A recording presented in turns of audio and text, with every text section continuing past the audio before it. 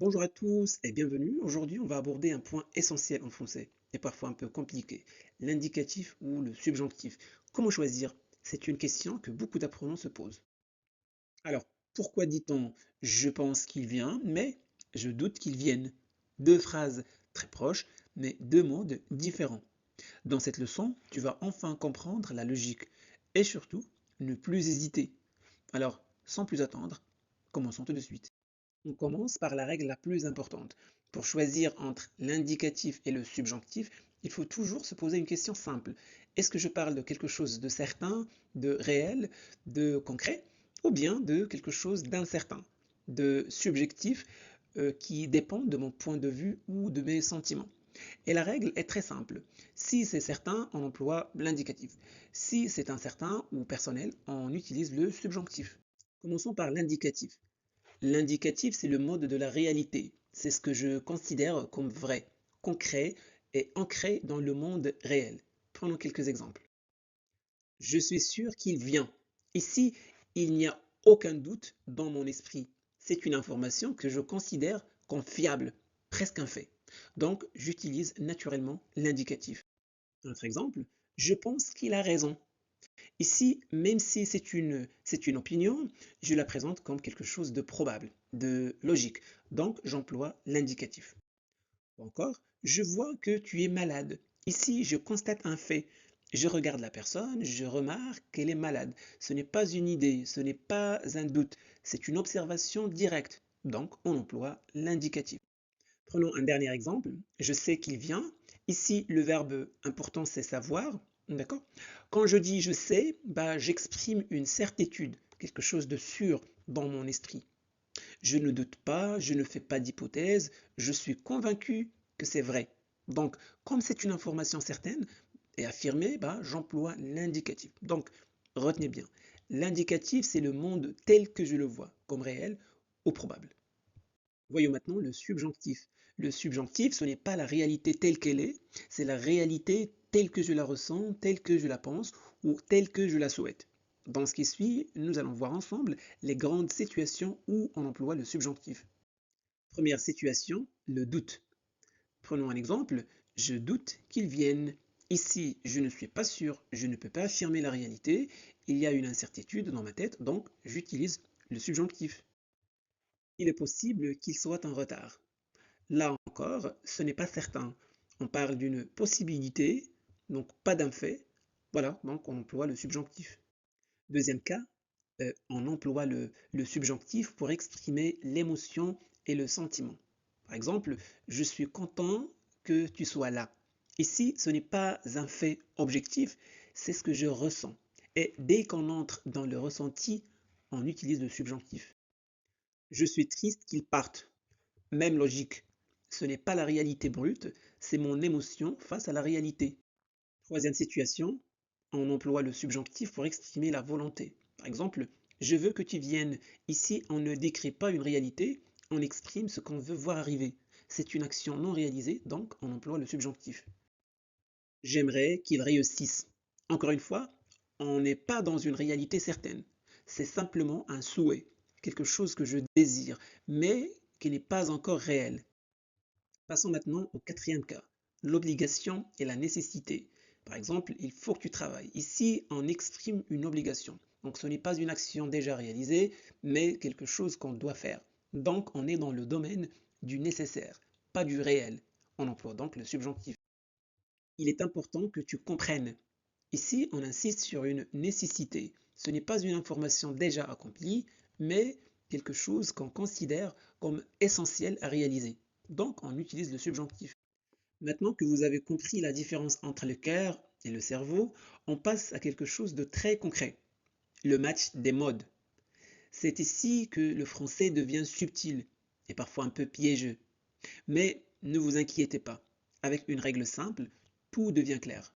Alors, on commence avec une catégorie que vous utilisez tous les jours, les verbes d'opinion. Les verbes d'opinion comme penser, croire, prouver, estimer, supposer, imaginer, etc. Ils ont l'air simples, mais en réalité, ce sont de vrais caméléons. Quand la phrase est affirmative, on utilise l'indicatif. Par exemple, je pense qu'il est prêt. Ici, même si c'est une opinion, je présente l'information comme vraie. Dans ma tête, c'est validé. Je ne me pose pas de questions. Donc, naturellement, on utilise l'indicatif. D'accord?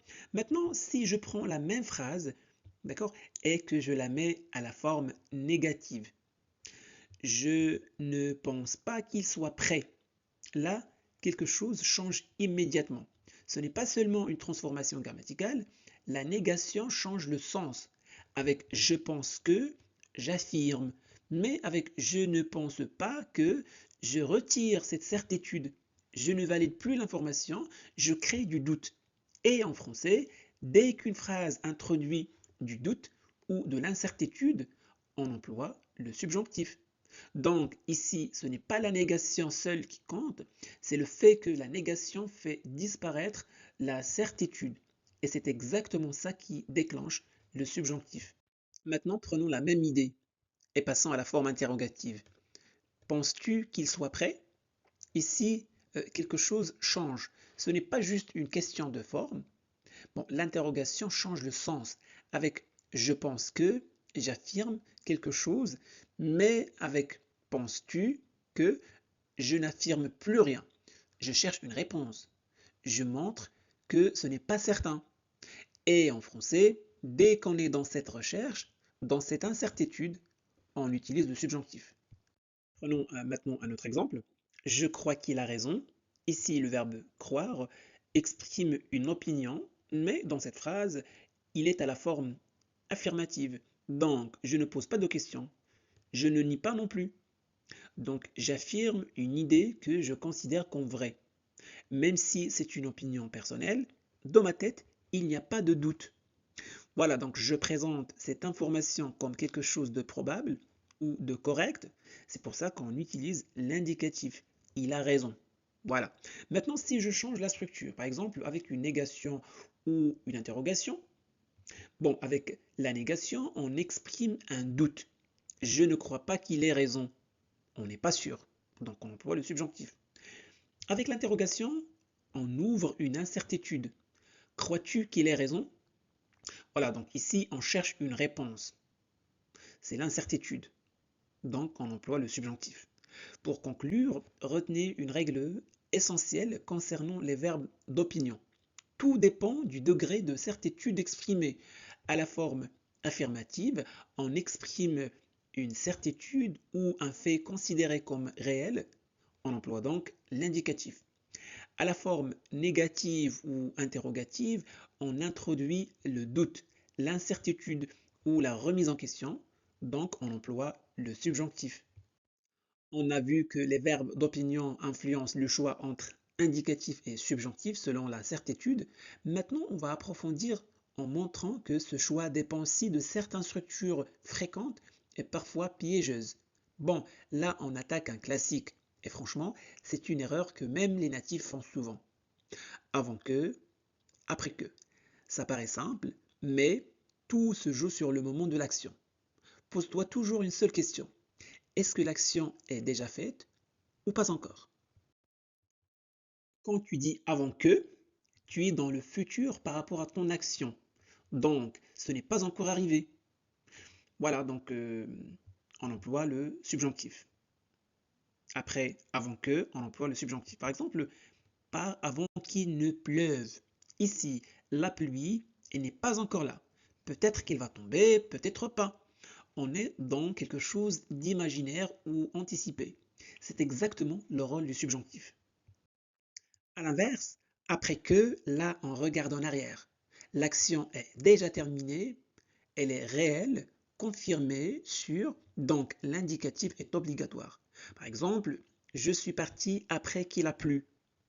Ici, la pluie est déjà tombée. Ce n'est pas une hypothèse, c'est un fait. Et quand on parle de fait réel, on utilise l'indicatif. Retenons l'idée la plus importante. Avec avant que, tu es avant l'action. Donc, elle n'existe pas encore dans la réalité. On utilise le subjonctif parce qu'on parle de quelque chose d'incertain. D'accord? Avec après que, tu es après l'action. Donc, elle est déjà faite, déjà réelle. On utilise l'indicatif parce qu'on parle d'un fait sûr. Bon, là, on entre dans une nuance plus subtile, mais très élégante, et surtout une nuance que beaucoup de gens simplifient, parfois un peu trop. Donc, on va clarifier ça une bonne fois pour toutes. Regardez bien ces deux phrases. Il semble que, il me semble que.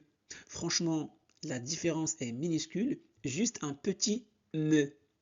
Et pourtant, le sens change vraiment. Bon, quand tu dis il semble que, tu parles comme si tu observais la situation de l'extérieur. Tu décris une apparence, une impression générale, tu vois des indices, tu interprètes, mais tu ne t'engages pas vraiment. Donc, il y a une forme de doute, de distance. Par exemple, il semble qu'il soit malade. Là, tu veux dire j'ai l'impression, mais je ne suis pas sûr. Et qui dit doute dit subjonctif. Voilà. Maintenant, on ajoute juste un petit mot, ne. Et là, tout change.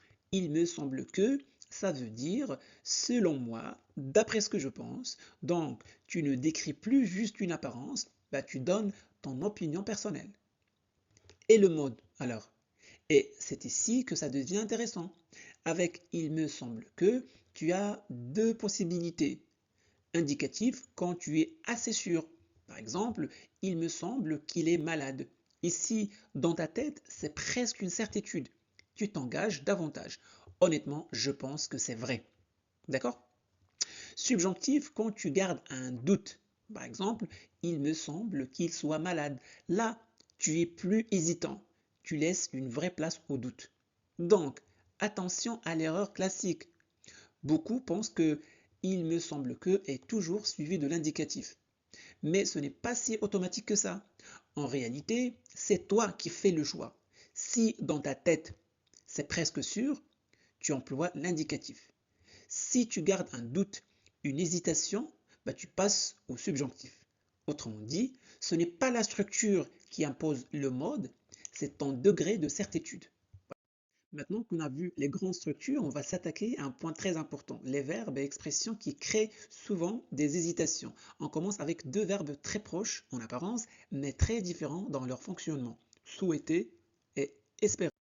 Espérer, c'est projeter quelque chose dans le futur en pensant que cela a de bonnes chances de se produire.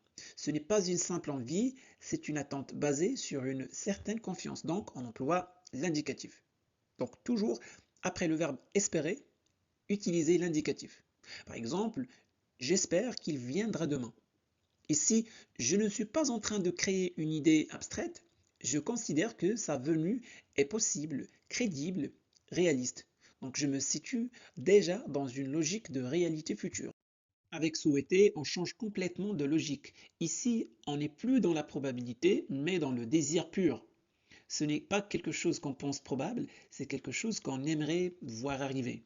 Donc, on emploie le subjonctif. Par exemple, je souhaite qu'il vienne demain. Ici, je ne dis pas que c'est probable.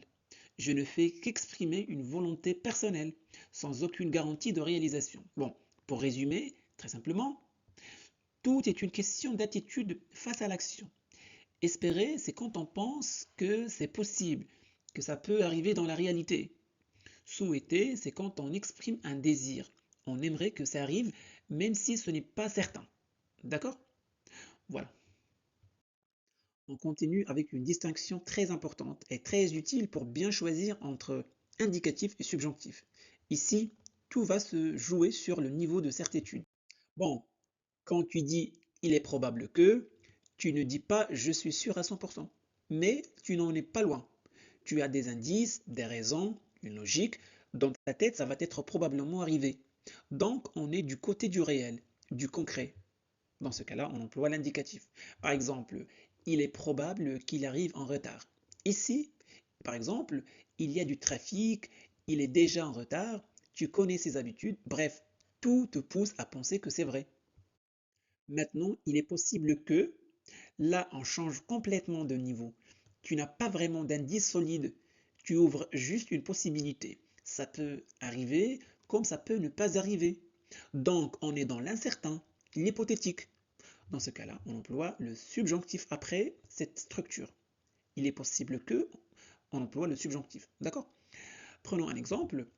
Il est possible qu'il arrive en retard. Bah là, je ne m'appuie sur rien de solide. Je n'ai pas vraiment d'indice, je laisse juste une porte ouverte. Peut-être qu'il sera en retard, mais peut-être pas du tout. Les deux options sont égales. Et ça, c'est la clé. Je ne m'engage pas. Donc, on passe dans l'incertain, le non réel. Et voilà, on emploie le subjonctif. Qu'il arrive. Donc voilà pour aujourd'hui, j'espère que cette vidéo vous a plu. Si c'est le cas, faites-le savoir en laissant un petit j'aime. Vous pouvez partager cette vidéo avec vos amis pour les aider à progresser en français. Et n'oubliez surtout pas de vous abonner à notre chaîne Classe de français pour ne pas manquer nos prochaines vidéos. Merci de votre confiance. Au revoir.